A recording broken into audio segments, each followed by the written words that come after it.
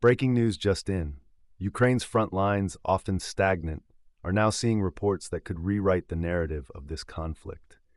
Are we witnessing the start of a major breakthrough? For months, the world has watched. Stalemate, attrition, tiny gains, but sources hint at something different happening right now, something significant. What exactly does this mean for the future of Ukraine?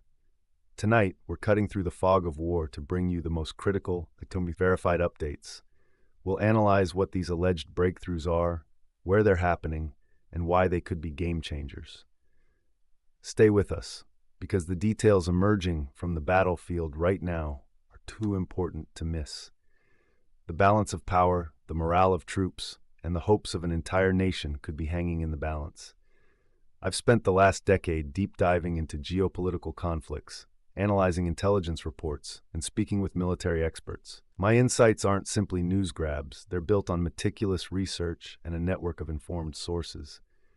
When the full-scale invasion began, like many, I was shocked, but I quickly shifted my focus, dedicating myself to understanding the nuances of this war, from tactical movements to strategic implications.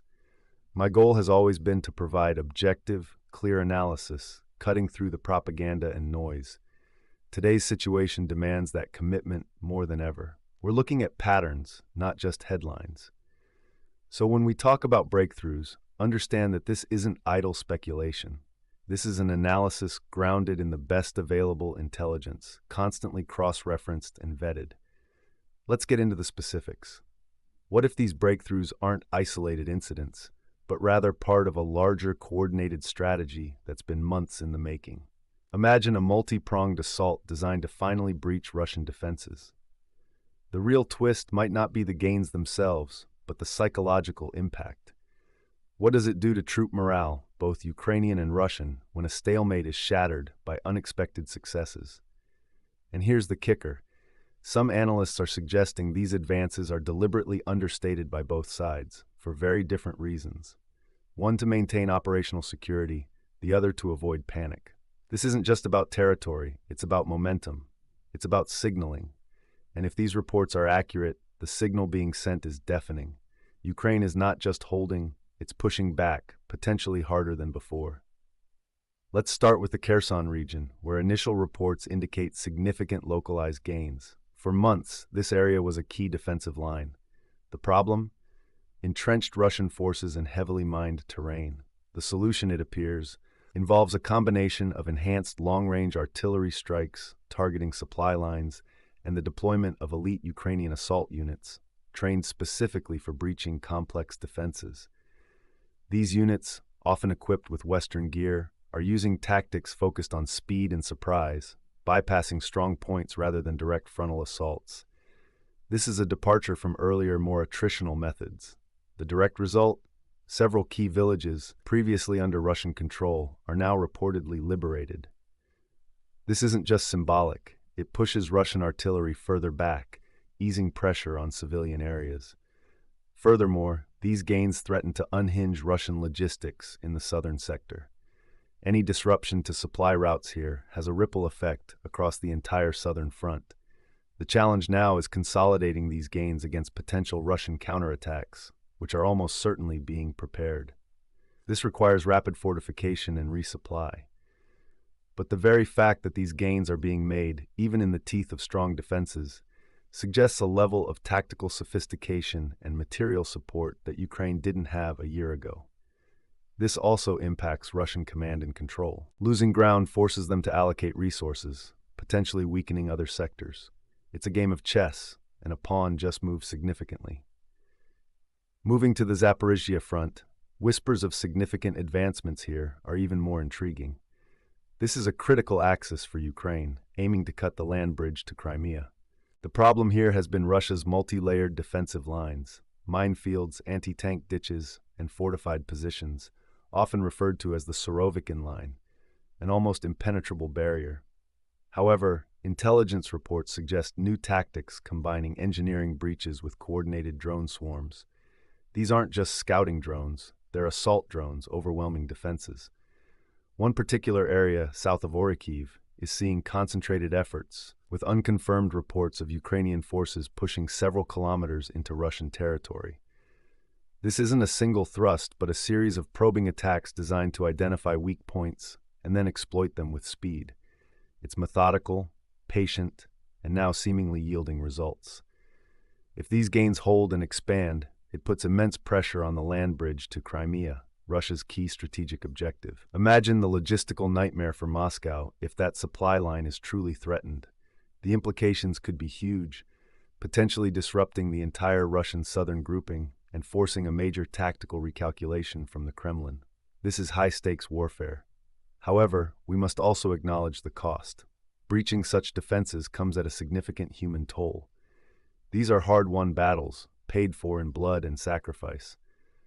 Beyond the conventional fronts, there are growing indications of increased partisan activity behind Russian lines, acting as a crucial force multiplier. This is the third angle of attack. The problem for Russia, securing vast occupied territories, is logistically intensive. A small, organized resistance can tie up significant forces, creating vulnerabilities elsewhere. The solution? Local civilian networks, often supported by Ukrainian special forces, conducting sabotage, intelligence gathering, and targeted strikes on high-value targets. Recent railway detonations and assassinations of collaborationist officials are not random acts. They are part of a coordinated effort to destabilize Russian control and sow fear. This creates a dilemma for Russian commanders.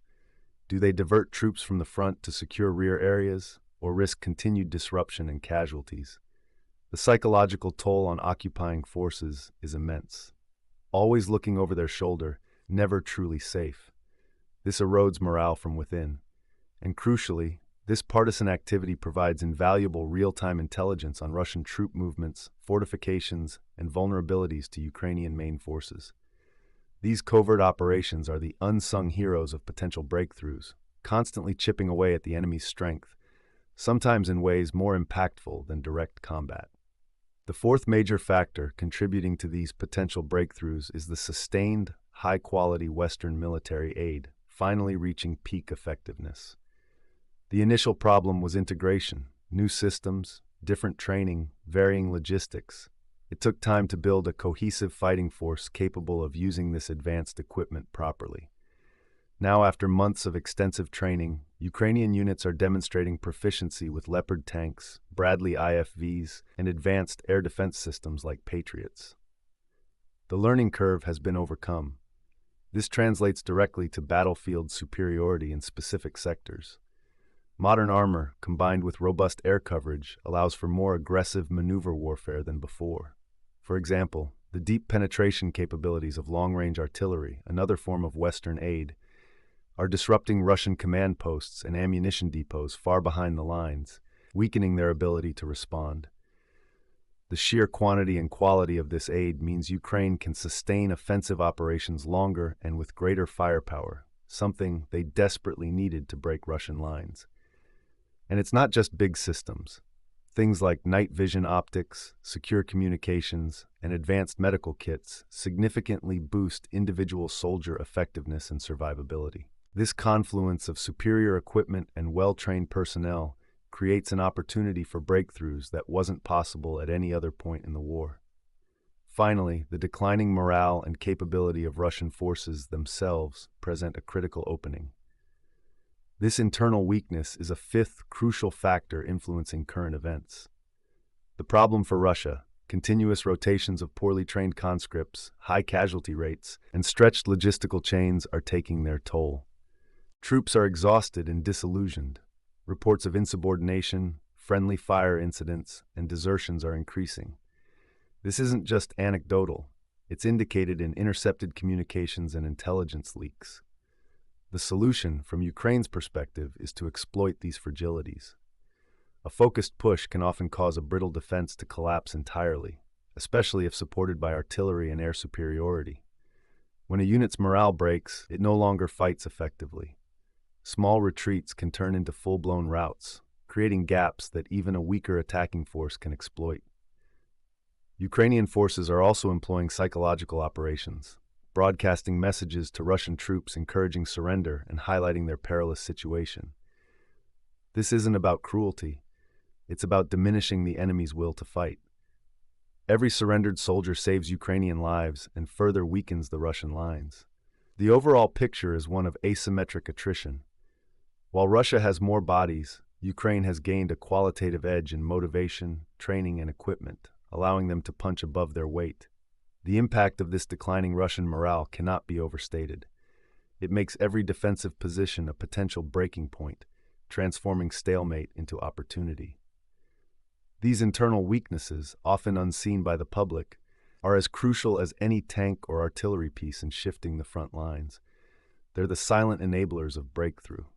It's a grim reality, but wars are won not just by destroying an enemy's hardware, but by eroding their spirit. And in that regard, Russia is increasingly losing the battle.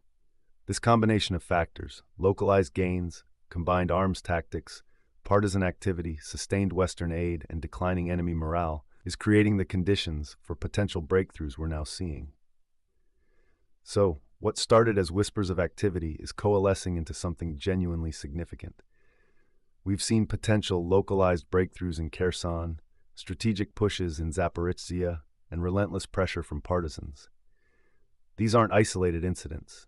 They are the result of advanced Western military aid finally integrating, combined with highly trained Ukrainian forces and the deep-seated decay within Russian morale.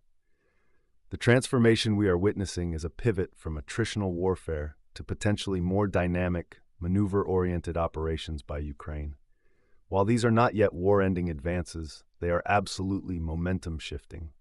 They suggest that Ukraine has found vulnerabilities and is now equipped to exploit them at scale. The payoff for Ukraine would be immense. Tactical gains, strategic advantage over the land bridge to Crimea, and a critical boost to national morale.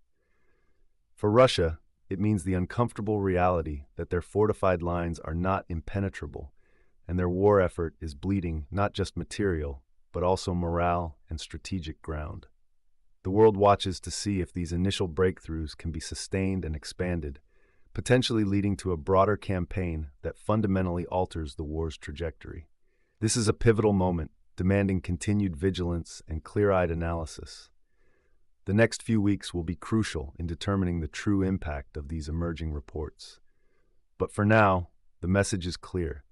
The front lines in Ukraine are anything but static, and the possibility of significant change is not just a hope, but a developing reality. Remember, the information coming out of an active war zone is always complex and requires careful interpretation. We aim to provide that clarity. So, while celebrating small victories, we remain grounded in the understanding that the road ahead for Ukraine is still long and fraught with challenges. But these breakthroughs are undeniable signs of progress and a testament to the resilience and strategic acumen of the Ukrainian people and their global supporters. What do you make of these developing situations on the front line? Do you believe these are indeed game-changing breakthroughs, or just isolated successes? Share your thoughts and analyses in the comments below. Your perspective adds to the conversation, and I read every single one. If you found this in-depth analysis valuable and want to stay updated on these critical developments, please hit that like button and subscribe to the channel. Hitting the notification bell ensures you don't miss our urgent updates as the situation evolves. Every piece of verified information is crucial. We are committed to bringing you objective, factual reports and analysis as events unfold.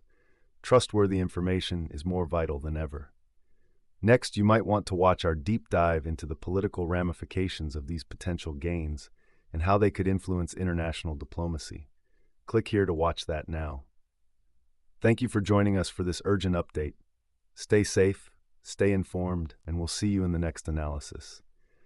The world is changing rapidly, and understanding these shifts is key to navigating the future. Until then, take care.